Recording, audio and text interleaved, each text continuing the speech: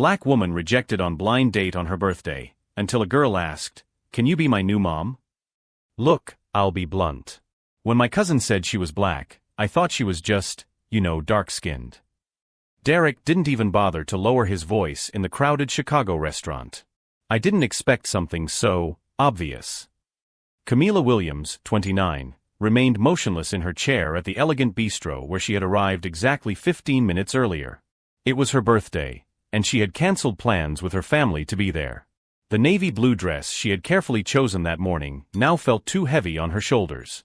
"I understand," she replied, her calm voice contrasting with his harsh tone. "And what exactly did you expect?" Derek laughed, a harsh sound that made a few heads turn. "Someone more compatible with me, I work in finance. I earn 6 figures. I need someone who won't attract attention for the wrong reasons." He gestured vaguely in her direction. "My colleagues won't understand." What Derek didn't notice was the peculiar gleam in Camila's eyes. They weren't tears. It was something much more dangerous, the serenity of someone who had been through worse situations and knew exactly how to deal with predators disguised as civilized people. "Your colleagues," she repeated, tilting her head slightly.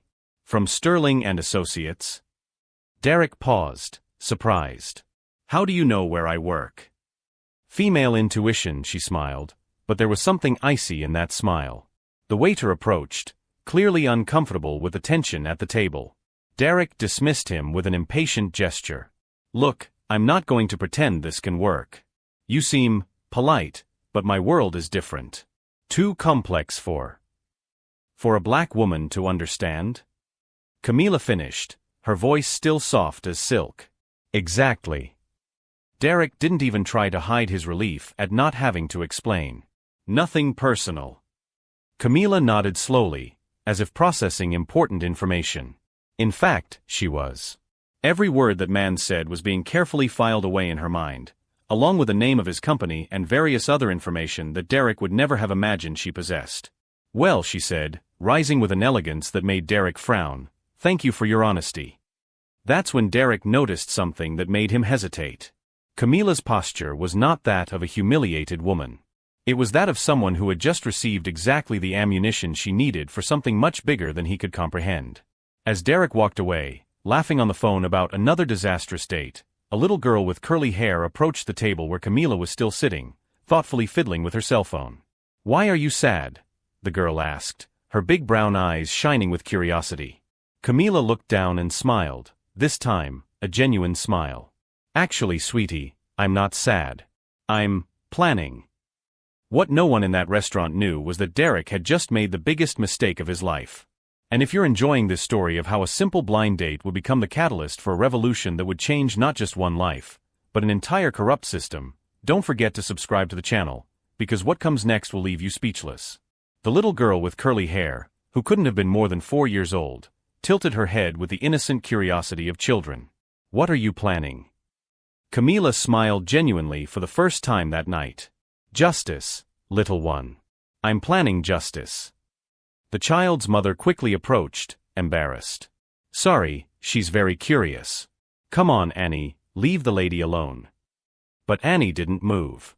Her big brown eyes studied Camila with a seriousness impressive for someone so young. "You look like my favorite teacher. She also gets sad sometimes, but she always protects us from the mean boys." Something in the innocence of those words touched a wound that Camila had learned to hide very well. She bent down to be at the girl's height. "And do you like her?" "Very much. She's the best in the whole world." Annie paused, as if making an important decision. "Can you be my new mom? My mom lives in heaven now." Annie's father appeared at that moment, visibly embarrassed. "Annie, you can't go around asking people that. I'm sorry, she lost her mother 6 months ago and—" "It's okay," Camila interrupted gently, still crouching down. "I'm honored she thought of me." As the family walked away, Camila noticed that Derek had posted something on Instagram. The photo showed her empty table with the caption, "When your cousin says her friend is exotic, but forgets to mention that she's a quota #ChooseBetter #high standards." In the comments, his colleagues at Sterling and Associates laughed like digital hyenas. "Bro, you always escape these traps. Quota policy even on Tinder now, lol." That's why I only date blondes from the country club. Each comment was a new layer of poison, but Camila felt no anger. She felt something much more dangerous: absolute clarity. What Derek and his fraternity buddies didn't know was that Camila Williams wasn't just a rejected black woman. She had a PhD in behavioral psychology from Harvard, specializing in power dynamics and institutional discrimination. She had spent the last 5 years documenting patterns of prejudice in corporate environments for a study that would involve more than 15 large companies in Chicago. Sterling and Associates was one of them. In fact, Derek had just handed himself over on a silver platter to the most perfect case study she could imagine. A senior executive at one of the city's largest brokerage firms, publicly documenting his prejudices, providing names of colleagues involved, and connecting personal behavior with corporate culture. While driving home, Camila called her research assistant. "Jessica? It's me. I need you to speed up that investigation into Sterling and Associates. And I want everything on a guy named Derek Morrison by tomorrow." "Anything specific you're looking for?" "Patterns. There are always patterns." At home, Camila opened her laptop and started doing what she did best: research. Derek's public profile was a treasure trove of problematic material. Photos at exclusive parties where there wasn't a single black face in sight. Check-ins at clubs known for discriminatory policies. Questionable comments on posts about corporate diversity. But it was when she accessed Sterling and Associates data that the true extent of the problem was revealed. The company had an impressive track record. In 5 years, only 2% of employees hired for senior positions were black. 0 black women in leadership roles. And a very high turnover of minority employees, who always didn't fit the company culture. Camila smiled as she organized the data into meticulous spreadsheets. Derek had just become the unwitting protagonist of a study that would destroy not only his career, but the entire structure of systematic discrimination at Sterling and Associates. At 2 a.m., her phone rang. It was a message from Derek. "Hey, no hard feelings, right? Nothing personal, I just prefer my own type. You understand." Camila screenshotted the message and added it to the file that was growing exponentially. Then she typed back, "Sure, Derek. I understand perfectly." And she really did understand. She understood that Derek Morrison had just signed his own professional death warrant. She understood that this simple blind date would be the catalyst for exposing an entire system of institutional discrimination. And she understood that sometimes justice comes disguised as the oppressor's own mistakes. What Derek didn't know, and would find out in the worst possible way, was that Camila had been rejected before. By arrogant executives, by corrupt systems, by men who thought she was too easy to dismiss. And each rejection had only fueled a determination that was now about to turn into the perfect storm that would destroy not only a prejudiced man, but the entire structure that protected him. On the computer screen, the evidence piled up like pieces of a deadly puzzle.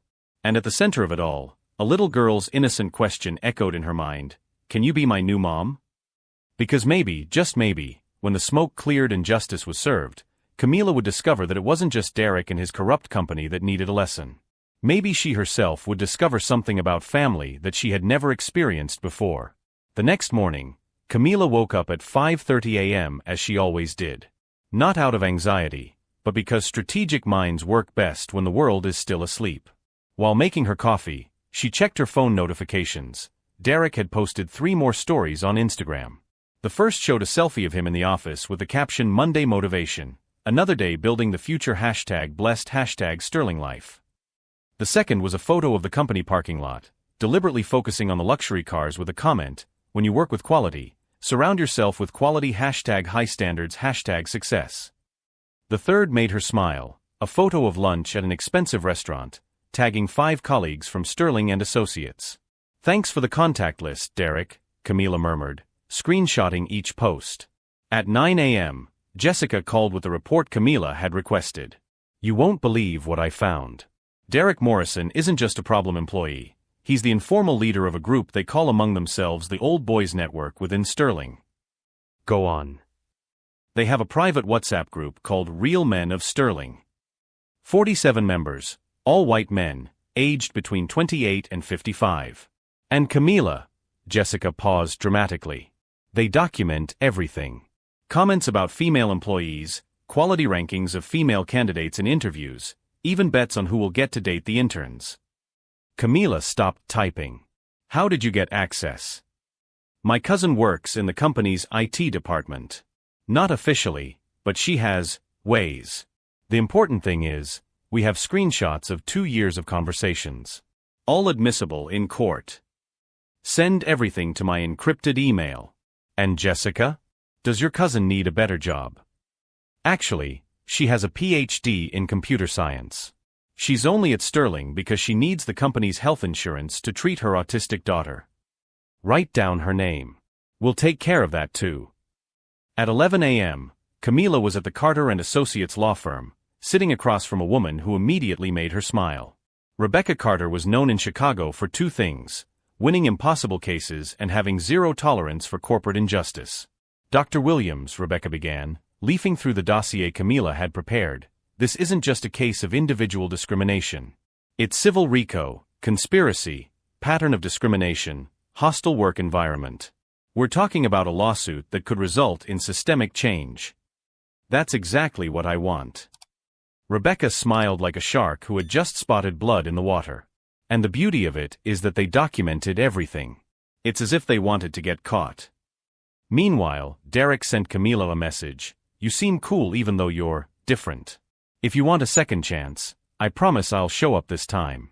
Maybe we can work something out. Camila screenshotted the message and forwarded it to Rebecca with a note. Attachment A. Continued harassment after the meeting. That afternoon, Camila held a conference call with 3 people Derek would never have imagined in her network. Dr. Margaret Washington, the first black woman to head the Chicago Board of Trade's Compliance Department, James Chun, senior investigator for the State Human Rights Commission, and surprise of surprises, Annie's father. Sorry to interrupt, said a familiar voice when Annie took the phone during the call, but is this the pretty lady from the restaurant? Camila smiled genuinely for the first time in days. Hi Annie. How are you? Fine. Daddy said you help people like my teacher. She also gets sad sometimes because some parents are mean to her. Annie's father returned to the phone, clearly embarrassed. Sorry, she's very direct. I'm Dr. Marcus Thompson, by the way. I work in corporate psychology, specializing in institutional bias. When Rebecca Carter said you needed expert testimony. Wait, Camila interrupted. Dr. Marcus Thompson? Did you write unconscious bias in financial services? Guilty as charged. And you're the Dr. Williams who demolished Peterson's methodology on implicit association testing. Your Harvard study is required reading in my courses. Small world. Getting smaller. Especially when we have a common enemy in institutional discrimination. That evening, Derek posted a LinkedIn article titled, Maintaining Professional Standards in Modern Workplace Diversity. Essentially a thinly veiled manifesto about why forced diversity lowered company standards. Within hours, it had dozens of likes from Sterling and Associates employees and comments that ranged from dog whistles to outright racism. He's making this too easy, Rebecca texted Camila. It's almost not fair. But Camila knew something about men like Derek that most people missed. Their arrogance was also their greatest weakness. They genuinely believed they were untouchable, that their networks protected them, that their version of quality was universally accepted truth. At 10 p.m., she received one final text from Derek. By the way, told some friends about our date. They want to know if you have any hot friends who are more traditional. You know, girls who know their place. Camila stared at the message for a long moment, then calmly added it to the file that was now 3 inches thick and growing. Tomorrow, she would make some calls that would change not just Derek's life, but the entire culture at Sterling and Associates.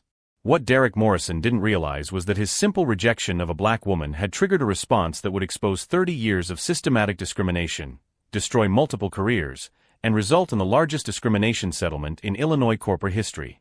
And the beautiful irony? He was documenting his own downfall, one arrogant post at a time, believing he was building his legacy when he was actually building his tomb. As Camila reviewed the evidence one final time, Annie's innocent question echoed in her mind, "You can be my new mom?" Maybe, when all this was over and justice was served, she would have the space in her life to explore what family could mean. But first, she had a system to dismantle, one perfectly documented piece of evidence at a time. The countdown to Derek's professional execution had begun, and he was completely oblivious to the fact that every text, every post, every arrogant assumption was another nail in his very expensive coffin. Tomorrow, the real game would begin. And Camila Williams played to win. The next morning, Derek Morrison walked into Sterling and Associates feeling invincible. His LinkedIn article had garnered over 200 likes overnight, and his Old Boys Network group chat was buzzing with congratulations about his brave stand for professional standards. What Derek didn't know was that at exactly 9:15 a.m., while he was grabbing his third coffee of the day, Rebecca Carter was walking into the offices of the Illinois Department of Human Rights with a manila envelope thick enough to choke a horse. "This is the most comprehensive discrimination case I've ever seen," she told Director James Chun, spreading printed screenshots across his desk like a deadly game of solitaire. 2 years of documented evidence, pattern discrimination, RICO violations, and the defendants literally confessing to their crimes on social media. Meanwhile, Derek's phone buzzed with a text from Camila. "Hope you have a good day at work today, smiling face with smiling eyes." He snorted, showing the message to his colleague Brad. "Look at this. Still trying to get my attention. Pathetic." What Derek couldn't see was the storm that was about to break over his perfectly styled head.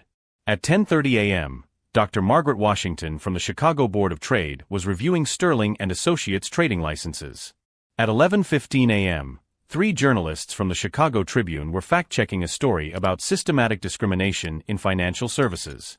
At noon, the IRS was opening an investigation into Sterling's hiring tax credits, specifically how a company claiming diversity hiring could have such statistically impossible demographics. The first crack in Derek's perfect world came at 12:47 p.m. Derek Morrison. The woman at his desk wore a badge and carried a folder. "I'm Agent Susan Rodriguez from the Department of Human Rights. We need to speak with you about some allegations." The entire trading floor went silent. Derek's face flushed red as conversations stopped and heads turned. "I'm sure there's been some mistake," he stammered, his usual confidence evaporating like morning dew. "No mistake. We have documented evidence of discriminatory hiring practices, hostile work environment violations, and conspiracy to deny equal employment opportunities." Agent Rodriguez's voice carried across the suddenly quiet office. "You have the right to legal representation." Brad, who had been laughing at Camila's text message an hour earlier, was now sliding his chair away from Derek like he had a contagious disease. By 2 p.m., the Chicago Tribune article was live, Sterling and Associates, inside the Old Boys Network, that systematically excluded minorities. The article included screenshots of the WhatsApp group, Derek's LinkedIn manifesto, and recorded testimonies from 3 former Sterling employees who had been documenting discrimination for months. Derek's phone started buzzing incessantly. First his mother, "Derek, what is this article saying about you?" Then his ex-girlfriend, "Are you seriously this racist?" Then his college roommate, "Bro, you're trending on Twitter and it's not good." At 3:15 p.m., Derek was called into the CEO's office where Mr. Sterling himself, a man who had built his reputation on progressive business practices, sat behind his desk looking like he wanted to crawl into a hole. "Derek," Mr. Sterling's voice was ice cold, "effective immediately, you're terminated. Security will escort you out. Our legal team will be in touch regarding the damage your actions have caused this firm." "But sir, I can explain." "Explain what?" "That you've single-handedly destroyed 30 years of reputation building? That your documented racism has cost us 12 major clients in 4 hours? That the IRS is now auditing our diversity hiring claims because of your group's activities?" Mr. Sterling stood up, his face flushed with anger. "Get out. Now." The walk of shame through the trading floor was brutal. Former colleagues who had been slapping his back that morning now avoided eye contact. The security guard, ironically, a black man Derek had never bothered to acknowledge, professionally escorted him to the elevators. As the elevator doors closed, Derek's phone buzzed one final time. Another message from Camila. "By the way, I'm Dr. Camila Williams, Harvard PhD in psychology, specializing in institutional discrimination. My research on Sterling and Associates will be published next month. Thank you for being such a perfect case study." Derek's hands shook as he stared at the message. He frantically Googled Dr. Camila Williams Harvard, and felt his stomach drop as page after page of academic achievements, published papers, and speaking engagements filled his screen. TED Talks about unconscious bias. Congressional testimony on workplace discrimination. Award-winning research that had changed policy at Fortune 500 companies. The woman he had dismissed as just another quota hire was one of the most respected experts in the country on exactly the kind of behavior he and his colleagues had been exhibiting. By 6 p.m., Derek's LinkedIn profile had been flooded with comments calling him out. His Instagram posts about maintaining standards were being shared with captions like "This you." His dating profiles had been screenshot and circulated with warnings to women about his character. Rebecca Carter called Camila at 7:30 p.m. with an update that made both women smile. Sterling and Associates just offered a 7-figure settlement to avoid trial. They're also implementing mandatory bias training, diversifying their entire leadership team, and establishing a $2 million fund for minority scholarship programs. But the most beautiful part came the next morning when Derek, unemployed and unemployable in the Chicago finance scene, read the final article in the Tribune. Local restaurant becomes symbol of hope, how one woman's rejection led to industry-wide reform. The article featured a photo of Camila at the same restaurant where Derek had humiliated her, but this time she was surrounded by the Sterling and Associates Diversity Task Force, announcing new hiring initiatives that would create opportunities for hundreds of qualified candidates who had previously been excluded. And there, in the background of the photo, was little Annie holding her father's hand, both of them smiling at Camila like she was exactly the family they had been searching for. What started as Derek's casual cruelty had become Camila's catalyst for systematic change. And the most devastating irony? Derek's own arrogance had provided every piece of evidence needed to destroy not just his career, but the entire culture of discrimination that had protected him for so long. As Derek sat in his empty apartment, scrolling through job listings that would never call him back, one question haunted him. How had a woman he thought was beneath his notice orchestrated his complete professional destruction without him suspecting a thing? The answer was simple but devastating. He had confused education with intelligence, position with power, and privilege with protection. And that fatal miscalculation had cost him everything he thought made him untouchable. 6 months later, Camila stood in the same restaurant where her nightmare had become her greatest victory. But this time, she wasn't alone. "Can I have the mac and cheese with extra cheese?" Annie asked the waiter, swinging her legs from the booster seat. She wore a bright yellow dress and had insisted on bringing her stuffed bear to celebrate. Dr. Marcus Thompson, who now insisted she call him Marcus, smiled as he helped Annie arrange her napkin. "What do you say, sweetheart?" "Please and thank you." Annie beamed, then turned to Camila. "Mommy, did you really make all those mean people at Daddy's work change their rules?" Camila's heart still fluttered every time Annie called her mommy. The adoption papers had been finalized just last week, making official what had felt true from that first night. Sometimes, sweetheart, when people do wrong things, we have to help them learn to do better. Marcus squeezed Camila's hand under the table. Their relationship had grown from professional respect to deep love as naturally as seasons change. He understood her mission, supported her work, and had shown Annie that families could grow in beautiful, unexpected ways. The Sterling case became a landmark, Marcus said, reviewing the tablet that showed the latest compliance reports. They've hired 47% minority staff in leadership positions. Real change, not token gestures. Camila nodded, but her greatest satisfaction wasn't in the numbers. It was watching Annie color pictures of their new family, listening to Marcus's laugh, feeling the peace that came from turning pain into purpose. Derek's life, meanwhile, had become a cautionary tale whispered through Chicago's financial circles. Unemployed for 6 months, he'd burned through his savings and moved back in with his parents.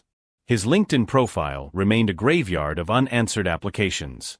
Every Google search of his name led to articles about systematic discrimination and corporate accountability.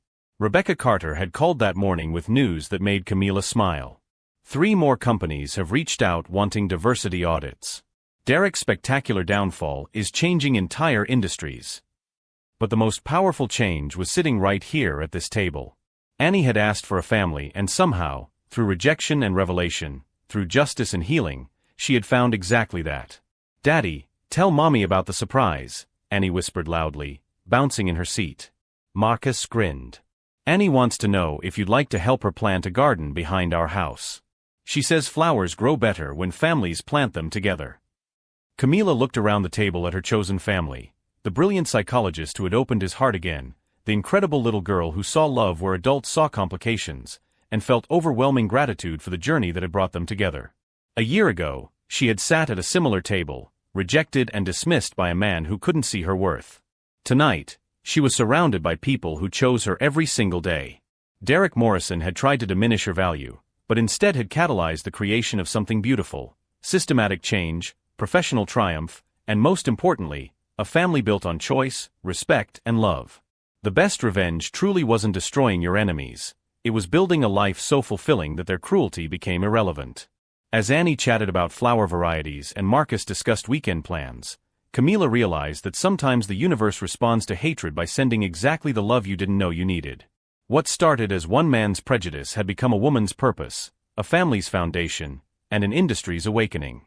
And if this story of transformation and second chances has touched your heart, don't forget to subscribe to our channel for more proof that love, justice, and family can bloom in the most unexpected places.